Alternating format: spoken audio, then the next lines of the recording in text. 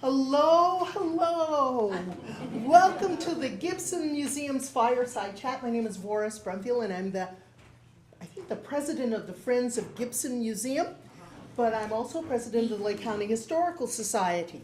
And we welcome you to our afternoon chat a la Franklin Delano Roosevelt, except you get to ask questions as well. One of the things that is this the first time some of you have been to the Gibson? If it is, give me a finger wave. All right, well, welcome, finger wavers. The Gibson Museum is now operated through the auspices of the County of Lake. It is in conjunction with our two other county museums. The first one to go into the county museum system was the Lakeport Courthouse Museum, and the second was the Lower Lake Schoolhouse Museum.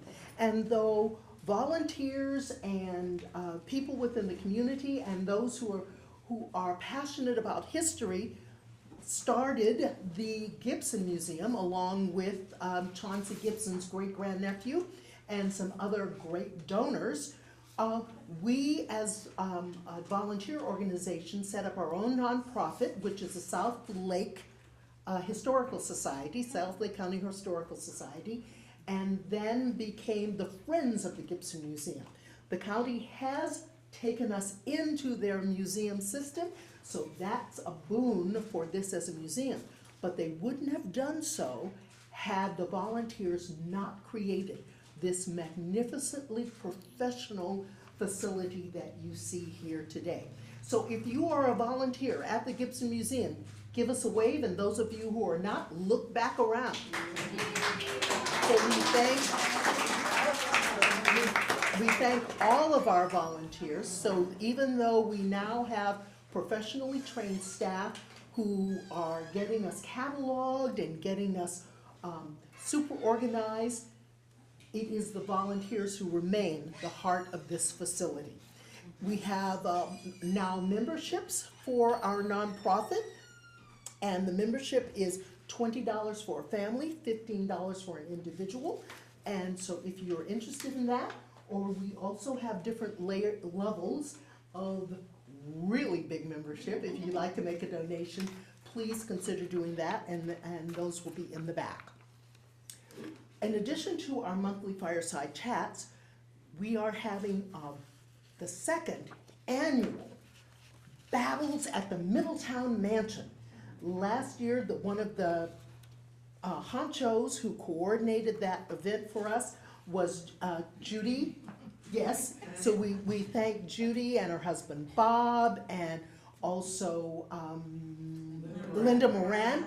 Those were the coordinators of our first battle at the mansion. It was a fundraiser, and this is too, but we're opening it up, making it more accessible to a number of people, and that our tickets are $12 and $10 to attend. It's been expanded to 2 days. We have 250 folks from the Union and the Confederacy who will be joining us. We have cannons that are going to be going off, and we have battles twice a day, and it's going to be magnificent. But then we've also have a woman, Barbara White, who is going to be getting dressed in that type of gear for women, so that we can all feel good that we're in 2017. Because what those women went through, but yeah, that's going to be exciting. We're having history on the porch. Anne Prin, who has written is Anne here? Oh, no, she's no longer with us. She has written a book. Jean Polino has written a book. They are going to be there, the Lake County Historical Society, as well as My Divas. We have different food vendors, and it is going to be a wonderful experience. So we have little flyers on the schedules and where those tickets can be purchased. Oh, and on Saturday night, there is contra dancing. Thank you, Davis, for reminding me of the contra dancing. And so square dancing. It's similar to square dancing. It's a prelude to square dancing. So that's going to be on Saturday night. So if you are in this neck of the woods or thinking about being in this neck of the woods, definitely consider Battles at the Mansion. Are there other announcements that we need to make? Well, I would like to invite the interim curator of the Lake County Museum System, Miss Whitney Petrie, who is going to introduce our speakers for us today. And again, thank you so very much for being here, and we look forward to your continued support of South Lake County history. Whitney.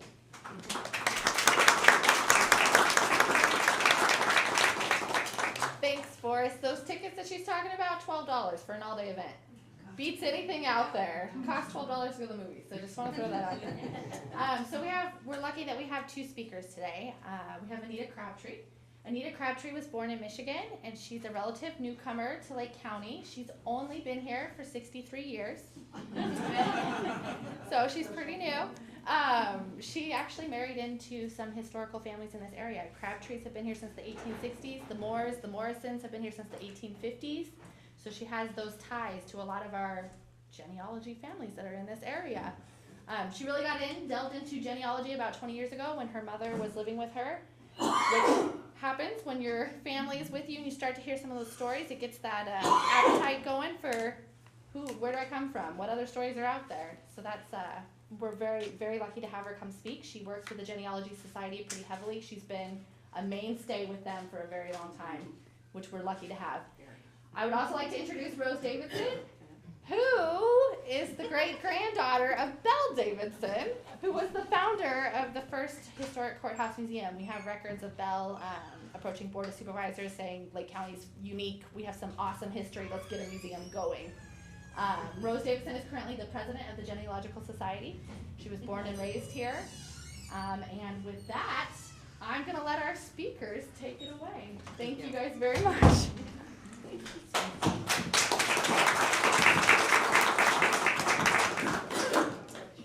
Well, Nina twisted my arm, and here I am.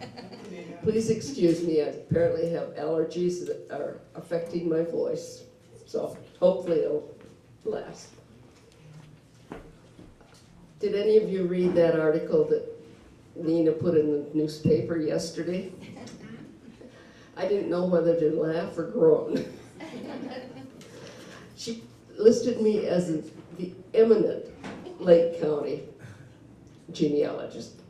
There are people that have been here longer and have been working longer, so I do not consider myself the top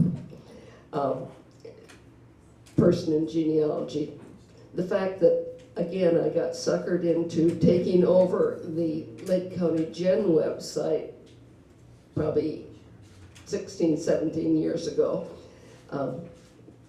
puts my name out there more often.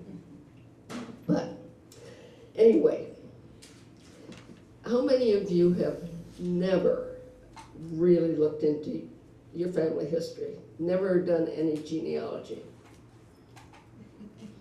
So all of you have some experience, and some probably have more experience than I do, but I'm here, so. Number one, not everything that you need to find is on the internet. And unfortunately, a lot of it that is on the internet, especially some family trees, are really screwed up. I mean, it's unfortunate because people see something listed on a family tree and take it to mean that's the truth. They add it to their own family tree, and then somebody else copies it, so on. Besides taking what you find on the internet as clues, some of your best research is actually going to the courthouses, cemeteries, where your ancestors lived.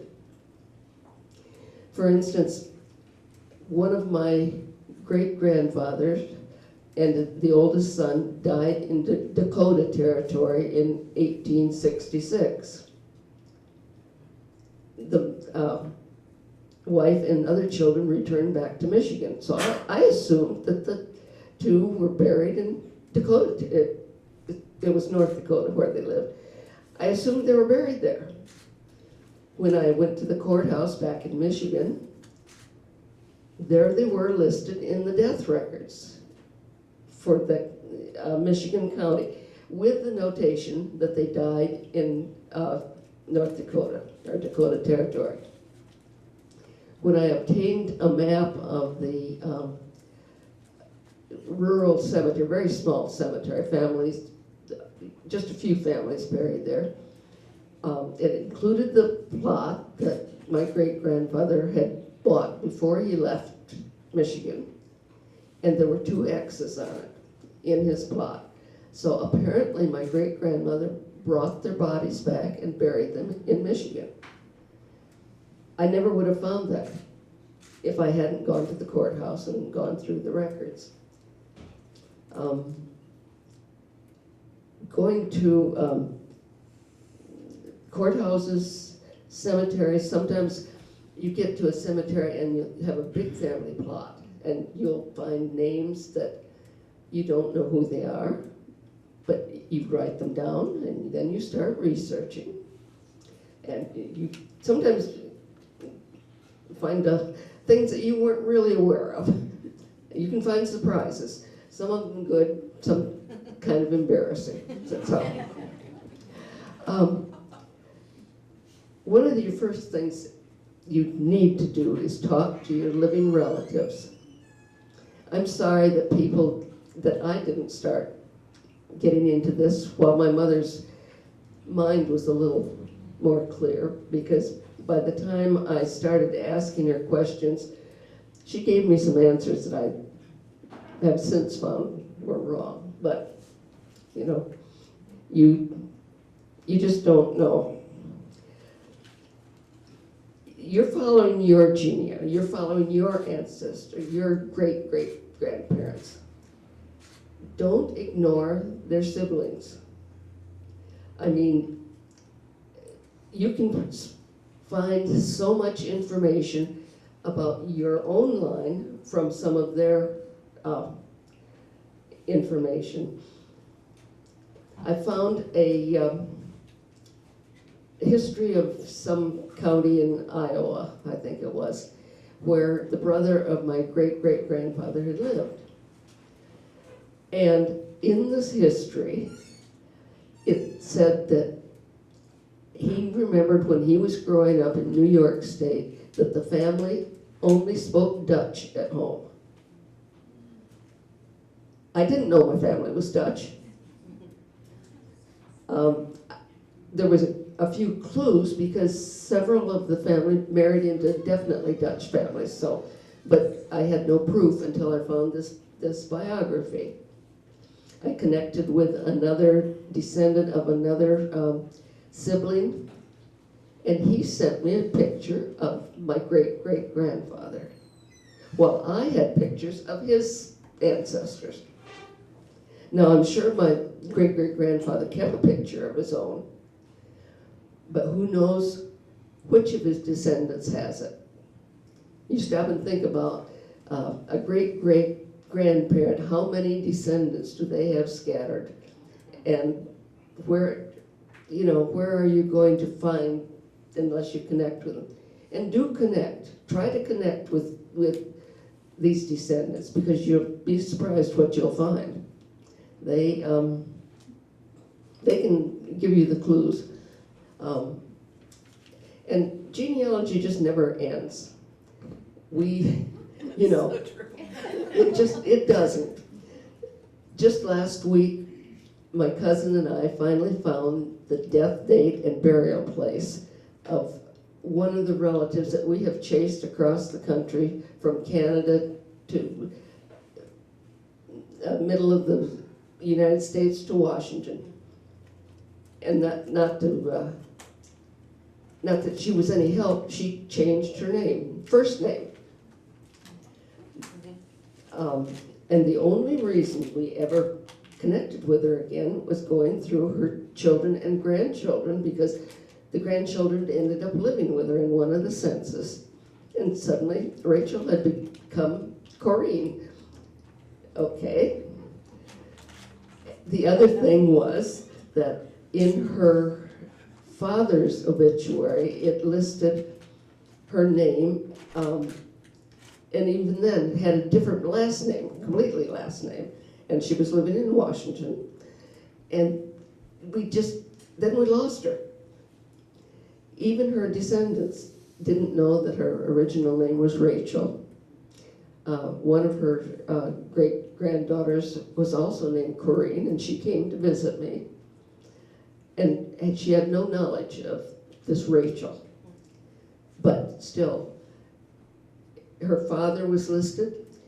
When my cousin finally located her death record, it listed her father, perfectly clear, but with the last name that I didn't know, and my cousin had forgotten to tell me that she remarried for the 5th time.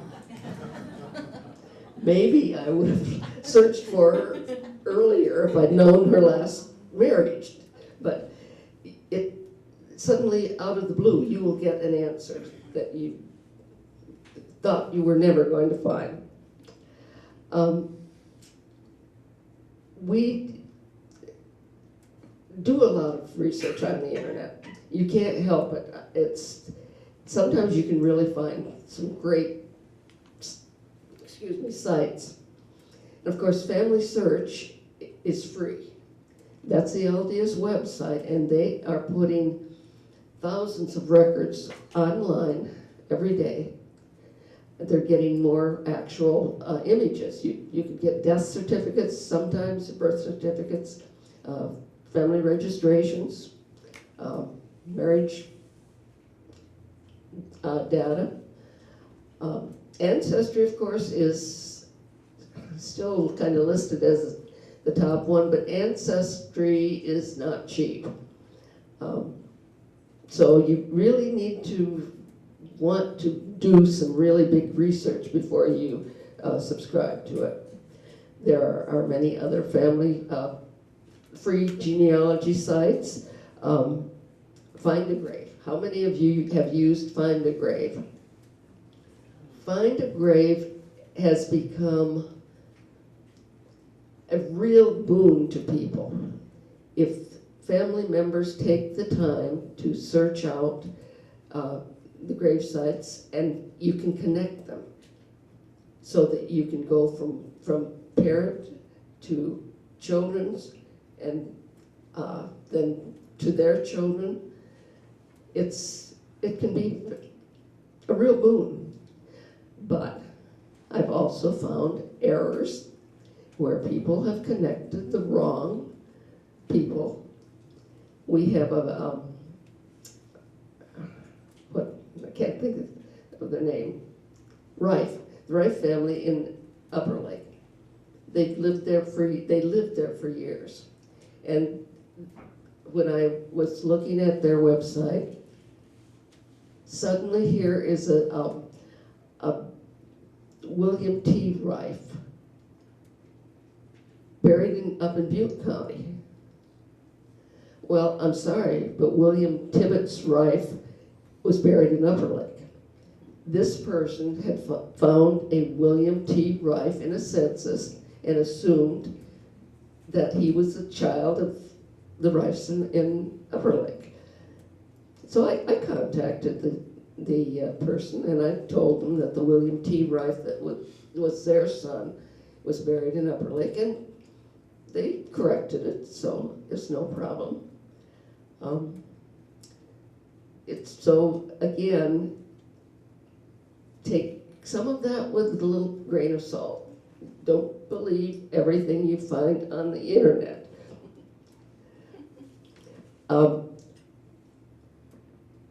Something that I haven't looked at very closely, just barely, is WikiTree. It's free, and apparently there's some good search sites on. I just barely have glanced at it. You can find other sites by just Googling free genealogy sites, and they'll come up with other things. Now, I'm the coordinator, as Nina put it, of the Lake County Genweb. Genweb was started in Kentucky and has spread all over the world. You can go into, for instance, California Genweb, just CHNweb, and then it lists the counties. Each state has a site, it lists the counties, and each county has a site. This is all by volunteers, and again, what you get isn't always equal. As I said, it's volunteers, so it depends on how much time and effort they go into to transcribe information, upload it to the internet. Some sites are really good, and some are so-so.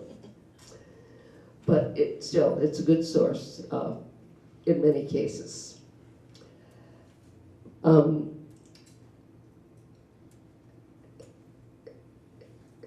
Gen Forum used to be a really good site because you could post questions and people would come back and answer you. It's still there, but I don't believe you can post anymore. But you can go in and see what people have written in the past. You can search by names, you can search by location. It's just, in fact, I just looked at it again. I hadn't looked at it for years, I guess. And I found actually a question that I had posted and the answer. And apparently I hadn't corrected something in the answer that I got. So going back and looking at things helps sometimes. Cindy's List is another free site. And she leads you to almost everything. You can put in certain terms, certain states. She has so many that it's impossible to list all of them. You just have to go and look yourself. Then there's another way to search, and I'm going to turn that over to Rose. It's called Google It. Hi. Like she said, there are lots of stuff that's not on the internet, but there is a lot of stuff on the internet. And one of the ways is to Google it. Everybody knows how to Google. There are different search terms that you can use, and I have some handouts if you'd like to have them, and we can walk along with that if you'd like. I'll keep one for myself. This is a condensed version of a lecture that you can find at the website that's listed at the top of the handout. And she's obviously a professional speaker, which I am not. But having this handout as you watch her presentation, it'll help sink in a lot if you follow it along. I'll let them get the handouts out.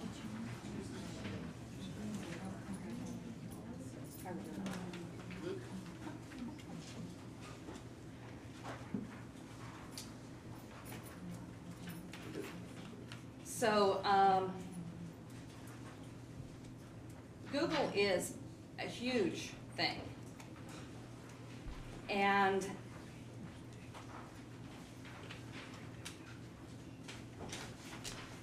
if you've got any kind of access to the interweb, this is the way to look. They are constantly adding stuff because it crawls the web 24/7, and people are always uploading information to the web, and it will help you find it if you can use some of these. Follow along here, Rosa.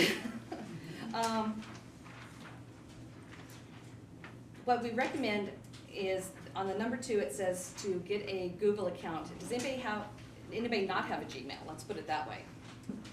Okay, so a lot of people do have Gmail as a way of getting your emails? Okay. There is ways, and we'll, at the end, there's ways of putting Google to work for you so that it will always send information to you on some of your searches. And some of the search parameters are in the number 4 section. But basically, I'm skipping around. And the number 3 is to create a plan of what you want to learn from Google. And Google takes everything literally, what you say. So that if you want to make your plan, say, as if you were talking to a librarian, a research librarian, and how she would find that information for you. Because that's what Google is, just a big research librarian. But because Google is really a machine and has those search parameters, you have to speak in its language. And in the number 4 section where it's saying use the right tools, these are some of the tools that you would put in your search parameter, in that search box for Google. For instance, the quotation marks. If you've got somebody who, say, died in 1892 in San Francisco, well, because of the San Francisco earthquake, those records were burnt up, destroyed, gone. So if you put in, say, newspapers, San Francisco, you'll find a site that somebody has created that recreates information that was lost in the fire from other sources outside of San Francisco. They've created this site and can help you find those people. You may find a name, in the list that you were looking for and know where to go from there. The or is if you have John Green or Green, John, it will, if you have the or in all caps, then it knows that that's what you want. Because if you just put in John Green, you're going to miss all the Green Johns that are indexed last name first. Same thing goes for and, except the opposite way, it narrows. So or broadens your search and narrows it. Thank you. Yeah, an asterisk, if you don't know the middle initial or middle name, you can put an asterisk in those search parameters. So in the next example, you have your John asterisk Green that's in quotes, or quote Green comma John in quotes. So it will look for both of those and it'll give you the results. Then you want to use the around. Around means, an example, Lillian in this example may not have been the primary person in the index, but because she was mentioned within a few words of her husband's name, you'll find her name also come up. And because it's in quotes, it will bring back all the Lillians. If you don't have it in quotes, it will bring back everything that's in those parameters. And if there's a Lillian but not in quotes, it will, oh boy, I'm rambling. It will, it may bring those up also. The minus sign takes away whatever you've got right in front of it. So you don't want all the Abraham Lincolns to show up if you've got the Lincoln in your name that you're searching. Let's see. Num range. This is really the genealogist's way of doing it, because you've got the dot dot, and what it is that space between the birth and the death. 2 dots, not 3 dots. So, and Barbara, this is what I've been trying to get to you, this paperwork. You saw my look. Yes. I've been trying to get this paperwork to her she missed when I was doing this little exercise with the genealogy class. So in the mix and match, this shows what a good search parameter would look like when you're done using all of these hints.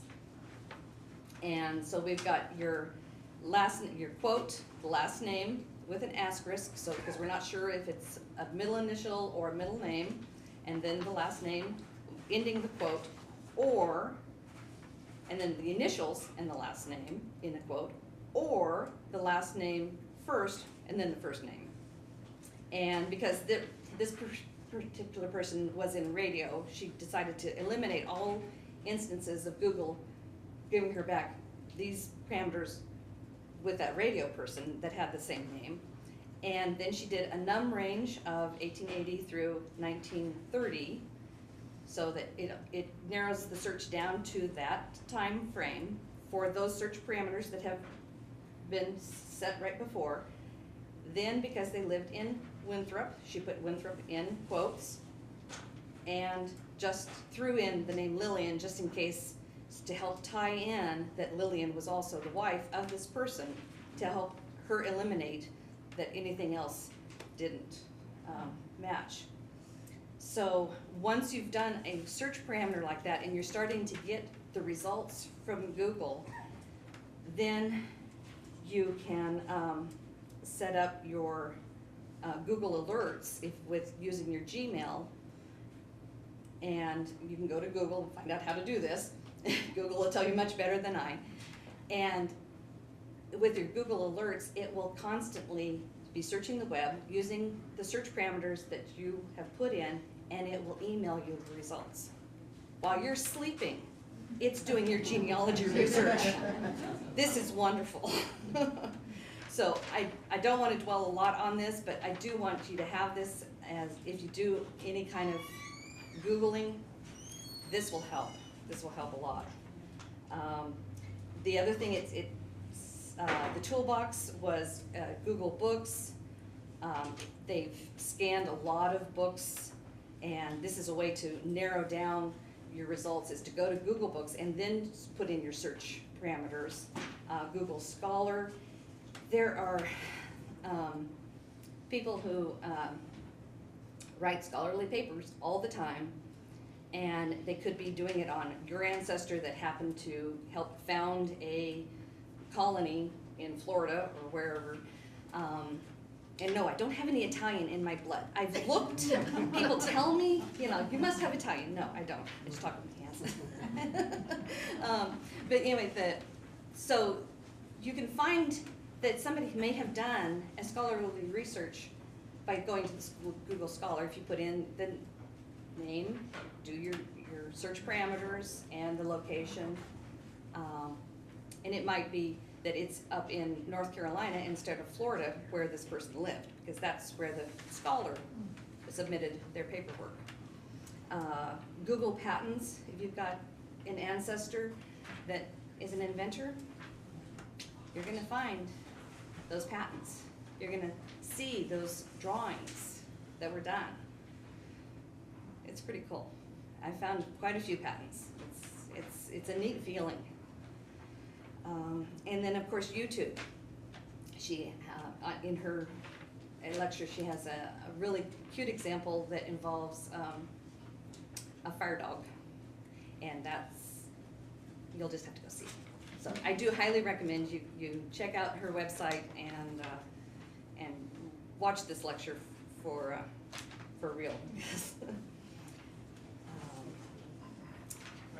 What I do want to say is, in addition to the internet, is we have a lovely research library in Upper Lake that is 40 years of us and the people before us have been collecting family histories from Lake County and preserving them. And there are brochures in the back that will tell you just a snippet of some of the stuff that we have. I highly recommend you come and visit us. We have limited time because we are open because we are volunteers. And we share the building with the senior support service, so we have the building Thursdays and Fridays, and probably any Saturday that we wanted, but we don't have the volunteers, so we're only open one Saturday Which a was month. today. So I was supposed to be there today. I thought I'd come here instead. Well, I think Nina said we only needed to talk for like 30 minutes or so. So Any now questions? it's open to questions. Questions? I've got, for the Google search, do you have like a running list of stuff you've tried? Yeah, you just keep like a tally kind Yeah, of thing? I keep a little word pad of stuff that I've tried, and then I put that into my Google Alerts, and, And like cross out the stuff that didn't, oh no, I keep it going. oh, no, if it didn't work, if it didn't have any results returned. Oh, yeah, Okay. yeah, as it's working, but, because you will start getting at want to put in some minuses for things that don't work. Basically, you fine tune it. You never let it go. Because you've got a lot of research into what you've created to narrow that down. And so if once you put it in, because people are always putting more stuff on the web. So that's why you want to use your Google Alerts so that it will capture that and let you know. Yeah. Anita, you might want to touch on sources and documentation. Sources and occupations is what she's saying. We should. Documentation. Oh, documentation. Yeah, as far as. Citing the sources. Oh, Yes. yes. Do cite your sources. I was really bad about that when I started. Oh, yeah. Really bad. And now I look at things and I think, where did I get this? And somebody asked me once where I got something, and I had cited the source. I've gotten it from that person. So, There's books this thick on how to cite your sources. Yeah. There's also little quick sheets on how to do it properly. But it is very important because there's so much out there, first of all. You don't want to have to do it 2, 3 times because you've forgotten to cite your source or you forgot that you even had it.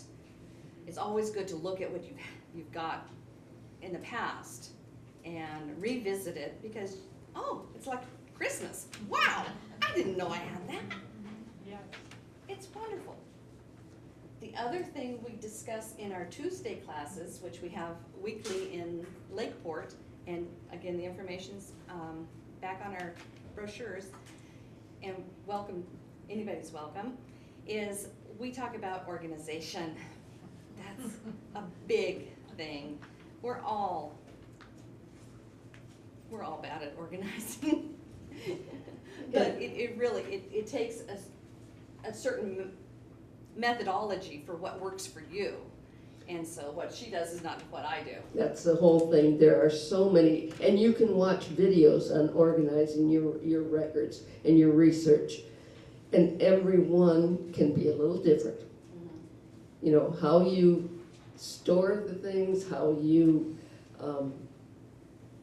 what you do with it. I mean, what are you doing with what you've researched? Have you put it into some kind of a story? Have you put together a book? Do you keep them just loose papers in a file? Do something with it. Yes, yes. What do you guys do about ancestors that you hit that you've got doubt about? Like where you're like, okay, it could be this person, but I'm really like only like 5% sure that I'm related to this person, but it could be this person. What do you do? Like, do you just put it aside, or like, do you? Well, sometimes, almost anybody that does genealogy has a genealogy program on their computer, whether it's Family Tree Maker or Roots, What is magic? Roots Magic, or some of the many that are out there. If I find somebody that I think might be the person I'm looking for, and is the child of so-and-so, there's a notes section, and I enter that under notes so that I can look at it again and ponder it and try to find more concrete proof about it. What do you put in the notes? Do you put question mark, or like, how do you designate that that person's not for sure? They're- Well, you would say, you know, this person, you write yourself nice complete sentences. You know, this person may be, and why I think it is because, but why it might be in doubt is because of this other, yeah. It's just a note to you, Yeah. to yourself, just a reminder that it's something you need to follow Yeah. up and check out. But you don't want to lose What you got, that yeah. you found it and you may never find it again. I mean, how many times do you find something and then you cannot find it again when you, Do it, cite your sources. So do put it in the tree, but just make notes. Yeah, Okay. yeah. Another way is to continue researching, but not necessarily that person, but look at their friends, their associates, their neighbors. Look at the census where they are. Look at people around them on the census. Look at that same census a decade later, see if, you know, if that person is missing, you know, in a census. Look back and forth on either side of the censuses and try to find if that's the same person in the same locale. If they, you know, work on the same kind of occupation, you know, those type of things. somebody, Yeah, I was curious of your opinion of FamilySearch.org, the Mormon's big, huge database. I noticed, I went ahead and put in like a known 5-6 generations of myself. And I found that as soon as I put those in, it added people all the way to back before Christ. I'm the great grandson of 15 kings, literally. I mean, it's, and I'm wondering how valid is the stuff that goes way back to 500, 600, 700, 800 years before Christ. in some cases on those family trees, you need to, look at them. But sometimes, maybe you need to see who's put in a certain source. Now, Family Search themselves will add things to your, Right. Oh, Do you- most of it was. I mean, I only went back, maybe 4 generations. Mhm. And all of that I was pretty sure of, because, I can but if remember. Family Search put them in, it's usually from records that they have already filled. And so they've, Yeah, well, they- it just, goes back way. I know, my second cousin had started researching his family, and so I introduced him to FamilySearch.org, and he put in the names, and he emailed me back, and he said, "This takes me back to 1600s. How much can I trust it?" And again, I said, "Well, you should prove it." I said, "You use it as clues, Right. but you need to prove it beyond your doubt." Yeah. I mean, at this rate, it's gonna go all the way to Noah. Well, yeah. Pretty bad. Because it's gone from almost nothing to, millions of people. They I grew up they want Mormon. one big tree, is Yeah. what they're looking for. It is. And, I grew up Mormon and I went to BYU for a little, and it's a secret, I haven't told very many people that. But BYU Provo has a huge library that just has photocopies from, they've been doing this for decades and decades and Yes. decades and decades and decades. Like, since Joseph Smith started, he was sending people out looking for genealogy and connections. And there's photocopies from records all over Europe. So if you get tied into one of those linear trees that actually kept good records, then you're solid. If you come from a family that doesn't tie into that, like if you, there's countries that didn't have quite as good records as some of the countries in Europe, so yeah, you're gonna get tied into it way back. And BYU has it all there, the photocopies, not the originals, but they've been doing it since 18. I'd be more apt to trust those records than what you're gonna find that somebody's created on ancestry.com from attaching to a shaky leaf that attaches to somebody else that, There's so much incorrect. it's so incorrect, yes. I had an entry on this for a far removed remarkable grandfather who died at the age of 55 and sired 5 children after that. Oh my. Yeah. That's real Well, you know, they do have banks. That's true. We have a question in the front. I do, this could apply to, I suppose, a lot of situations, but the situation that I'm dealing with is, my mother's family is Irish Catholic, and between the time of Cromwell, about 1660 in Ireland, till about 1829, the Catholic Church was banned, and most ordinary people who were not landowners, and it became very difficult for Catholics to be landowners during that time. The only records that there are church records. So, have either of you ever, do you have any ways around Well, things like that? what you were saying was, that they weren't landowners, so they rented. They were public tenants of. Right, and some estates, Right. one estate that some of my ancestors worked on were actually quite benevolent, at least in the 19th century.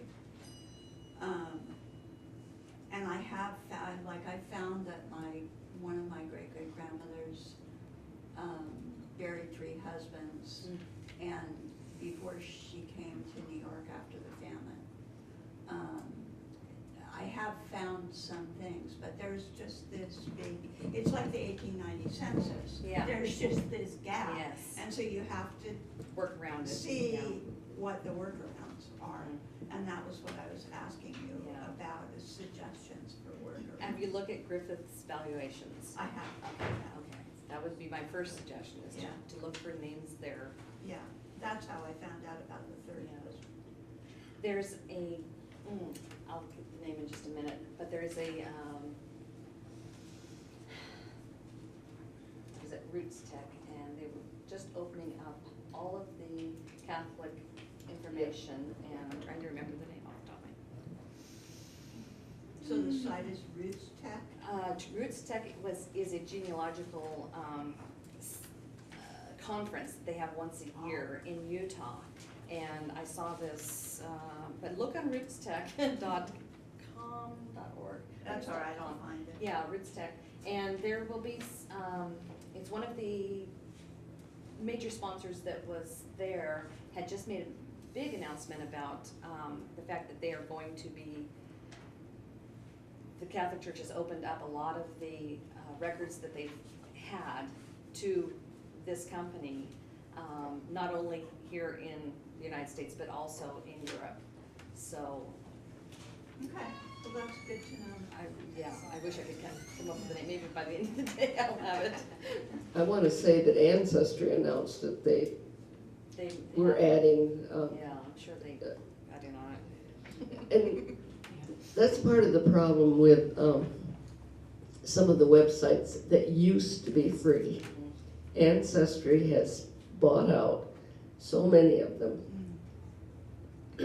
So what used to be free, either they have completely done away with them, or you can get little bits that are free. Otherwise, you have to belong to If you Ancestry. want more, Yeah. pay. Yeah.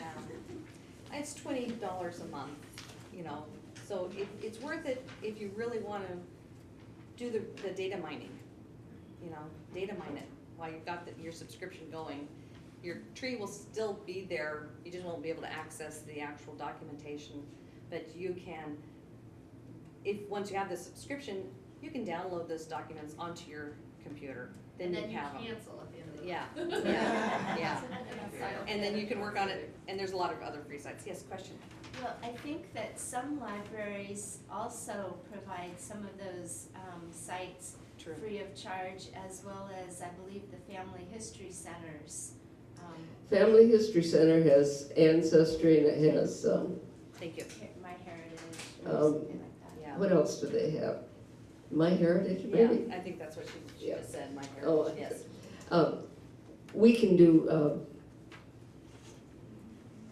yeah, Ancestry at the Genealogy Library. Yeah.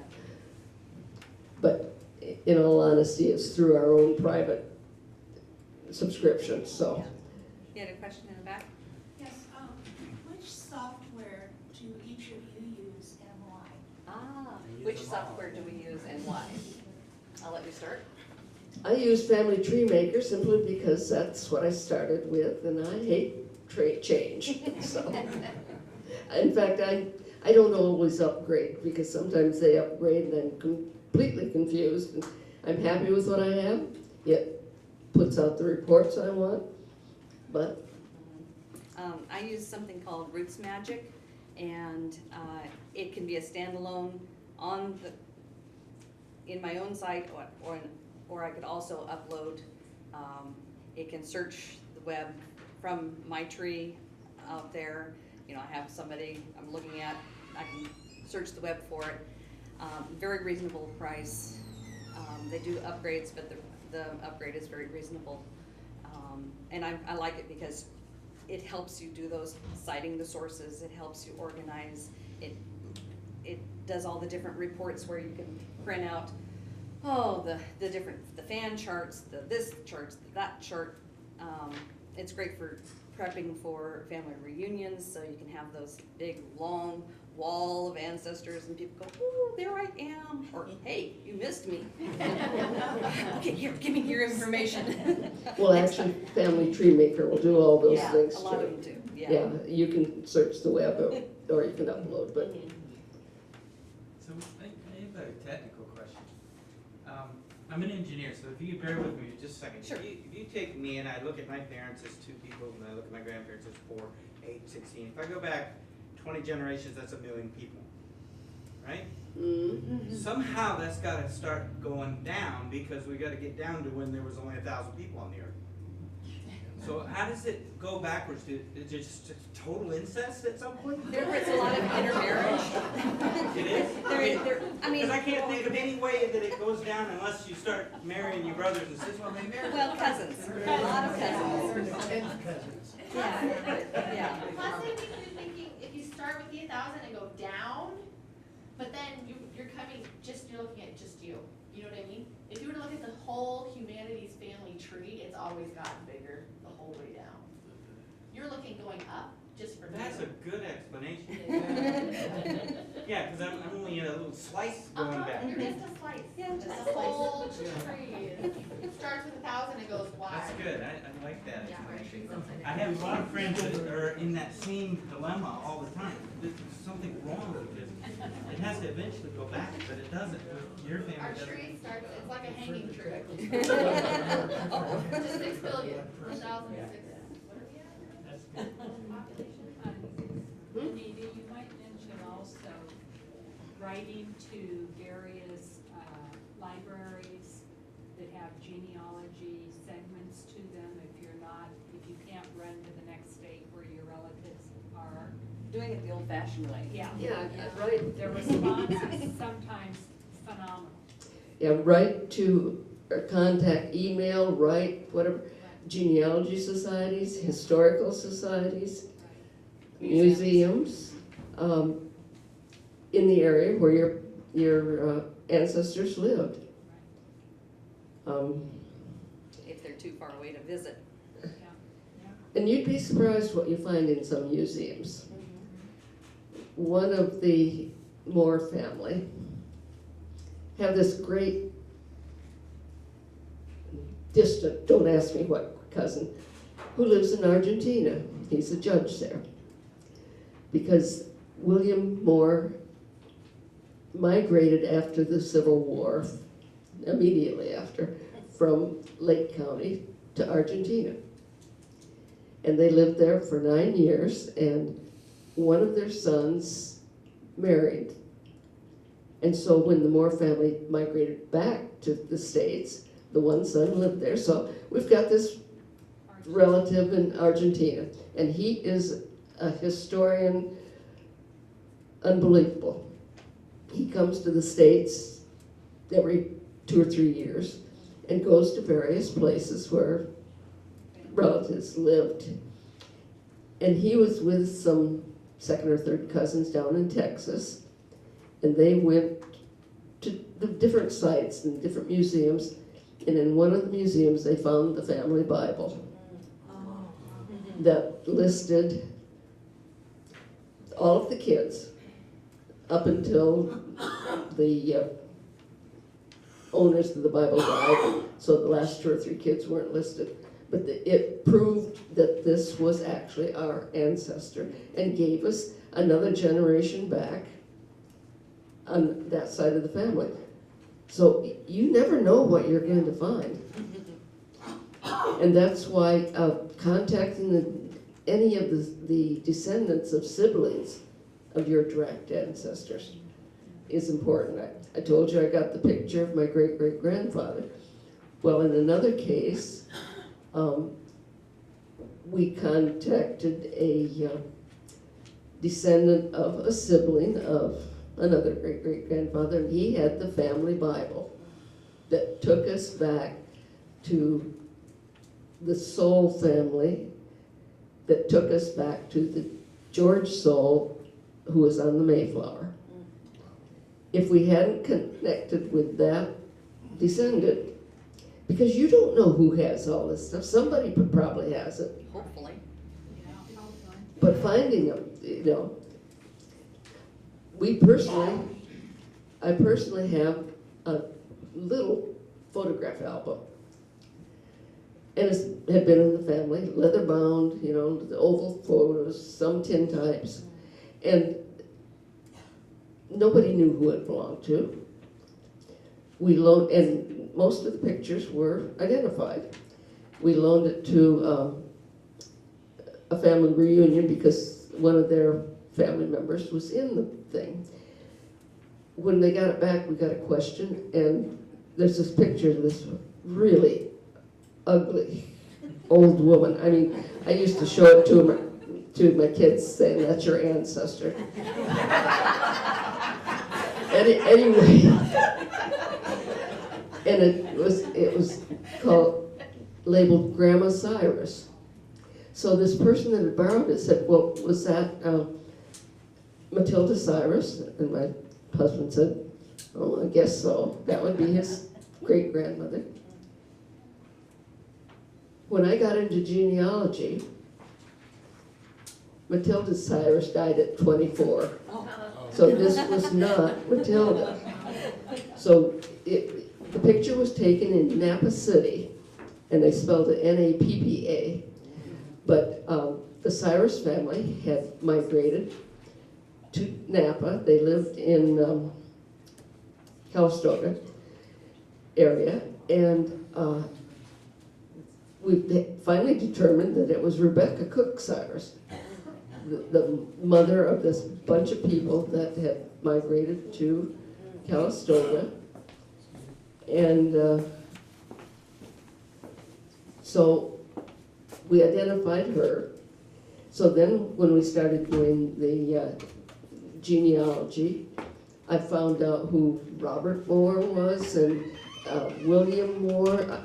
We didn't know these people, but they were all members of the 19 children of William H. Moore. Wow. Wow. 2 wives. Oh, very good. The family, all of the Moore family, left Kentucky in 1799. Or, sorry, 1829. William H. Moore was born in 1799. With all the children, the widow of one of the sons, the parents who were over 70 at the time, and they all migrated to Missouri. Well, William H. Moore had 7 children. His wife was expecting. In Tennessee during the trip, she gave birth to twins, and she died. and left him with 9 children, all under the age of 10. They got to Missouri, he remarried to a young woman who, Healthy. Have some more children. and they proceeded to have 10 more children. Right. But the last 3 were born here in California. And I was able to trace, all of them lived to adulthood except 3.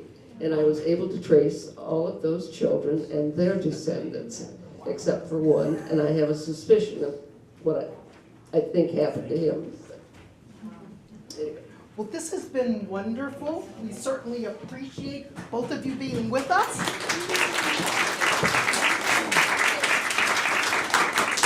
And as a reminder, this is going to be a very busy month for the Gibson Museum on the 24th and 25th. We are having our battles at the Middletown Mansion, and you can get tickets either here or there are 12 other places around the county. And you can also go online at friendsofgibson.com, and you can buy them via PayPal, and then just pick them up on site. I'd like to recognize Dean Enderlin and Cindy, who are our designers of our geological display, and so we welcome them back home. And we have, as I mentioned, Judy Kaufman is here. She and her husband, Bob. Bob actually completely renovated the museum in between it being a library to the museum, and we've named our archives room in their honor.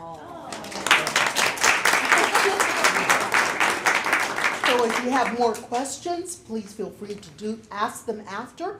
There are refreshments in the back, and we'd like to thank our secretary, Janet Klein, for coordinating our fireside chats. Thank you.